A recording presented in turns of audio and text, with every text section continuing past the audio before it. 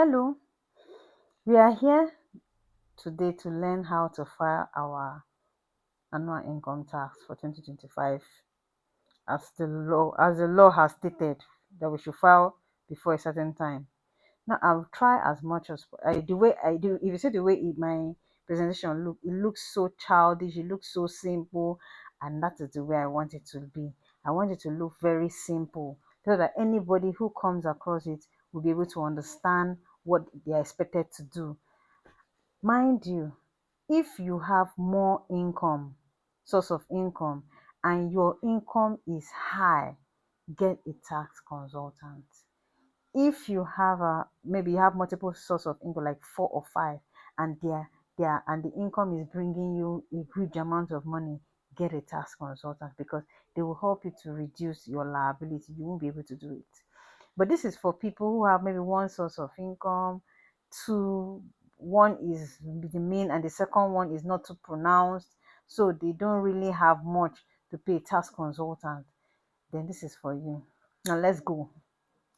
We are learning how to file our tax in the simplest way for us to be able to meet deadline and avoid penalties and interest. Now let's go. What are we discussing? Discussion one, we are looking at the objective. We're looking at the introduction. We're looking at the total income. Then discussion two, we're looking at allowable expenses, adjusted income, statutory relief and allowance. Discussion three, we're looking at taxable income, apply, payee rate and tax payee. Discussion four, we are looking at the filing deadline, what's next, and then you did it. That is the conclusion. Now let's look at the objective. Why is this necessary? Why am I doing this? It is to create awareness on the filing of the individual annual returns to the relevant tax authorities and to do DIY for smaller incomes. And then introduction. Who must file a tax return? According to Nigerian Tax Act 2025 Section 28, every individual who earn income in Nigeria must file an annual tax return. Every Nigerian, every individual who earn income. Now, what income are they talking about? Any income which includes but not limited to salary earners, self-employed persons, business owners, freelancer, content creators. Anybody that earn money in Nigeria must file the annual returns. Total. So now let's look at the total income. What income should be declared? You must declare all sorts of income such as salaries and wages, business income and professional income, rent from property, interest, dividend or bonus, any other taxable earnings. You must file it. You must file your annual returns. You must file it. List of income to be declared. What income is to be declared? Employment income, salaries and wages, commission, benefit in kind, pension received. Some people receive their pension as they retire, honoraria, and the bonuses. Now, if you go out to go and to speak to for people or train people, and instead of them giving you money, they give you honoraria, maybe money you didn't expect, just say thank you for coming, it's taxable. Then business and professional income, profit from business, trade, and content creation. Now, is it going to be a profit? Because for your content creation, now you when you are preparing your video, you also include makeup artists. There's some consumables you get so that to make your video very sellable or presentable, and let the algorithm get you more views and followers. So for as such, you have to deduct those expenses. So that's why I said profit from content creation, then income from service firm. Now let's look at the investment income, which are the dividend. If you buy your stock, if you're buying stock in the shares in the stock market, which is the dividend interest. Then the interest is if you have fixed money, your fixed deposit, or you gave money bank your money and you earn interest. Then your rent, if you have property that you lease out and then you receive rent, and also royalty if you have a patent rights and trademarks. So you are earning royalty from it. Then of course you have to declare it. Then gains from assets. We have the physical asset, the digital asset, and the financial asset. Now, the physical asset, if you bought a car, now you're selling the car, the gain from the sales is what you report. If you are selling ebooks, you're selling templates, and you're selling up uh, anything that is on the internet, you're selling it. Then that's your digital asset. It has to be declared. Then also it also include cryptocurrencies and not the likes of it. So is the gains from it that you have to declare.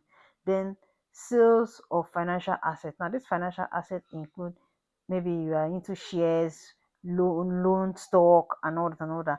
Now for finance, let me be specific with shares. If you go to this, if you own a share, if you own shares and you sell your shares up to not up to 150 million and the gain is not up to 10 million, then it's not you cannot you don't is exempted. The gains is exempted.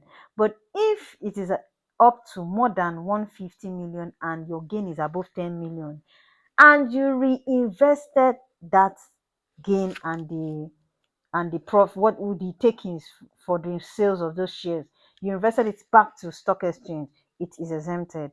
It's only when you take it out of stock exchange it will be taxed. So bear that in mind. But I don't think this is for people like that. But I just want you to know, like as I said, awareness. Then also, we look at the allowable expenses. Remember that in the course of the income, we said profit from the business, trade, and content creation. Now, these are the allowable expenses that the government will let you deduct from your income. We have the business running expenses, we have the staff cost, staff salary, repairs and maintenance, rent paid for business use, utility related to the business, capital allowance on assets instead of depreciation. Now, if you own an asset, maybe you own a car or you own an equipment or a manufacturing equipment, you're supposed to on a normal day you're supposed to get the depreciation and deduct it as be part of your expenses. But tax does not allow depreciation. They allowed capital allowance. Now, if you have assets and you instead of it not to charge yourself capital allowance, get a tax consultant to do this for you. You won't be able to do it yourself. Then the next one is adjusted income. This is the balance after deducting all allowable expenses from the total income. Now there's something I want to point out here. The adjusted income is equal to total income minus allowable expenses minus income not to be taxed. What do they mean by that? We mean income that are not to be income that, for example, pension that we received when we retire is not to be taxed. With dividend that was collected has been suffered tax from source is not to be taxed again. That's otherwise to be double taxation. Interest that the bank have withhold tax from is not to be taxed. So this is the opportunity for you to remove them. You've declared, but you've removed them because they've suffered tax or they're not supposed to be taxed elsewhere apart from that, apart from where they came from. Now let's look at the statutory relief and allowance. This statutory relief and allowance is a further deduction from our income so that it will reduce it to the taxable income. Now, the law in 2025 says consolidated relief allowance CRA is 300,000 naira or 1% of gross income, whichever is higher, plus 20% of gross income. So you will have to apply this on your income so that you whatever it is further used to reduce your total income. And then the next, your adjustable income. Then the statutory relief and allowance.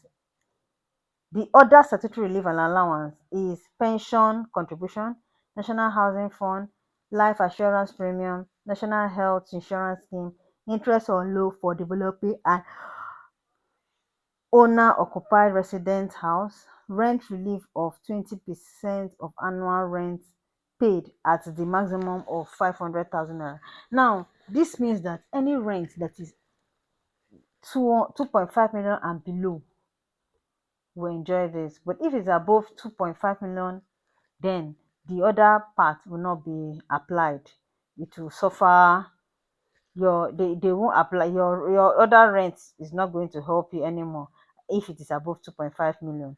But 2.5 million and above, you will enjoy every aspect of the rent relief. Now, after getting deducting from your adjustable income, you deduct your statutory and relief and allowance, you have your taxable income. This is the balance after deducting the applicable statutory relief and allowance from the adjusted income. This is calculated as this. Now, this taxable income is what you will use to apply the tax rate, because the tax rate can never be used up to is not actually used to apply on the total income. You have to adjust the income and get the taxable income. Now, let us look at the rates to apply. We are applying 2025 rate since we are using the 2025 law tax law. The current tax law is effective 1st of January 2026. So we will not use this particular one. We use it at 2027 when we are filing 2027, 2026 and 2027. So this particular rate is what we are going to apply in 2026 as we are filing. The payee rate is applied on the tax income as below. First 300,000 naira is 7%, next 300,000 naira is 11%, next 500,000 naira is 15%, next 500,000 naira is 19%, next 1.6 million is 21%, and 303.2 million and above is 24%. Now, if my taxable, after deducting everything, if my taxable income is 1 million, this is how I'm going to apply. The first 300,000, 7%, the next 300,000 naira, 11%, the next, now this is 600,000 naira has been applied on my 1 million. What is left is 400,000 naira. I will go to the next one. The next one is 500,000 naira, but my income is not, my taxable income is not up to 500,000 naira. It's 400,000 naira left. So I say 400,000 naira times 15%. Now, if I apply that, what will be my tax at the end of the day? My tax will be my tax will be I'm actually calculating it times 300, 7% times 321, 7%, 11% times 333, and the other one is 60.